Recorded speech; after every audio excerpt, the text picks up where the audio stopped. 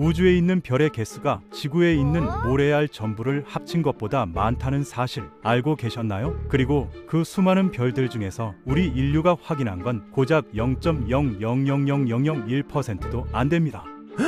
더 충격적인 건 우리가 관측할 수 있는 우주조차 전체 우주의 극히 일부분에 불과하다는 거죠. 과학자들의 계산에 따르면 실제 우주는 우리가 볼 수 있는 것보다 최소 250배, 어떤 이론으로는 10경배나 더 크다고 합니다. 그럼 대체 우리는 이 거대한 공간 속에서 어디쯤에 위치하고 있는 걸까요? 오늘은 지구에서 시작해서 우주의 끝까지 상상을 초월하는 규모의 여정을 함께 떠나보겠습니다.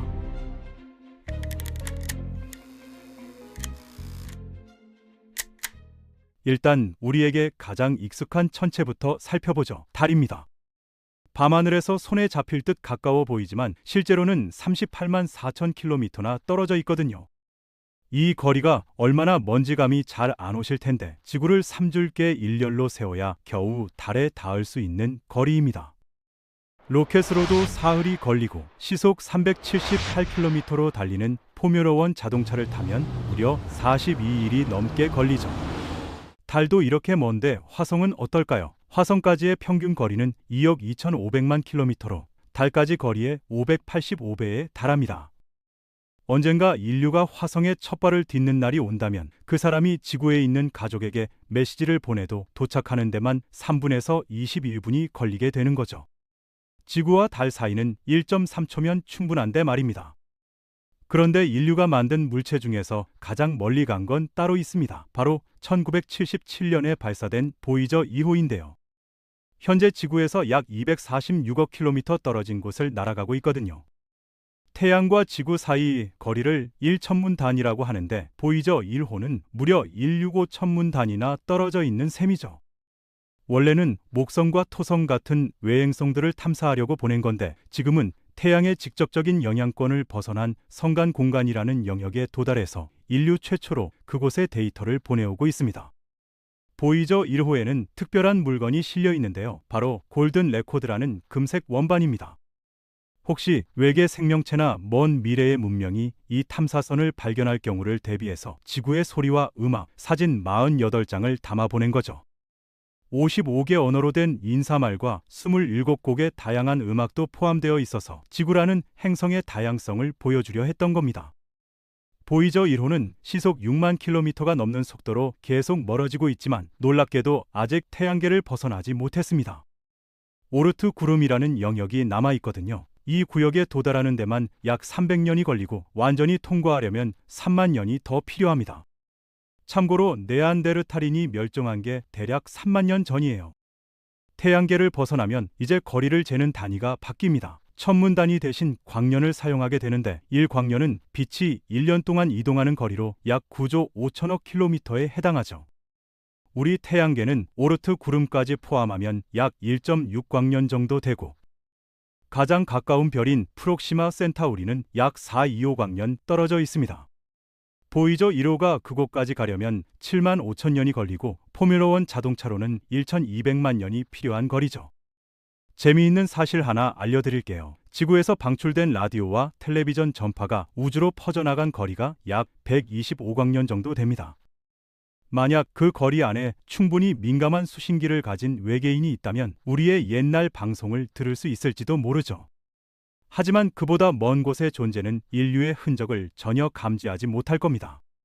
이제 시야를 더 넓혀보겠습니다. 우리 은하인 은하수는 지름이 약 10만 광에 달하는데요. 인류의 전파가 도달한 125광년은 은하 전체에서 보면 정말 점 하나 수준입니다.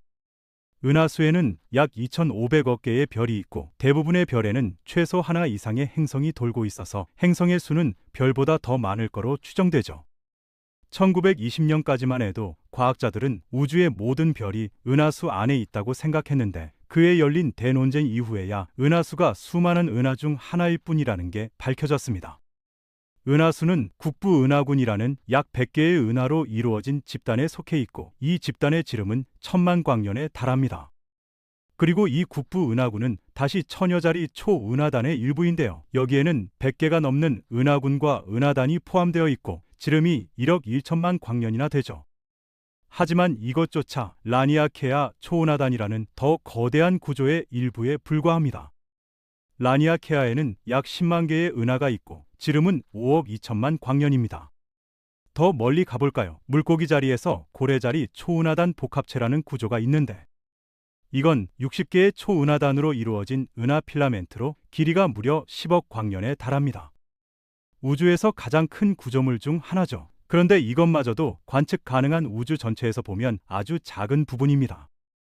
관측 가능한 우주의 지름은 930억 광년이고 여기에는 약 2조 개의 은하와 한자 뒤에 0이 24개 붙는 수만큼의 별이 존재합니다.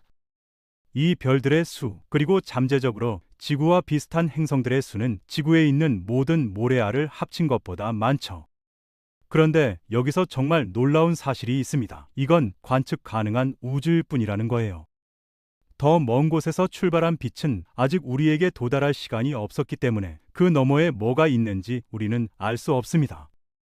시간이 지나면 더 먼 곳에 빛이 도착해서 관측 범위가 넓어지겠지만 문제가 있어요. 우주가 점점 빨라지는 속도로 팽창하고 있거든요. 우주의 어떤 영역들은 빛보다 빠른 속도로 우리에게서 멀어지고 있습니다. 이걸 우주론적 사건 지평선이라고 부르는데 이 경계 너머의 빛은 영원히 우리에게 도달하지 못합니다. 인류가 영원히 존재한다 해도 우리가 절대로 볼 수 없는 우주의 영역이 있다는 뜻이죠.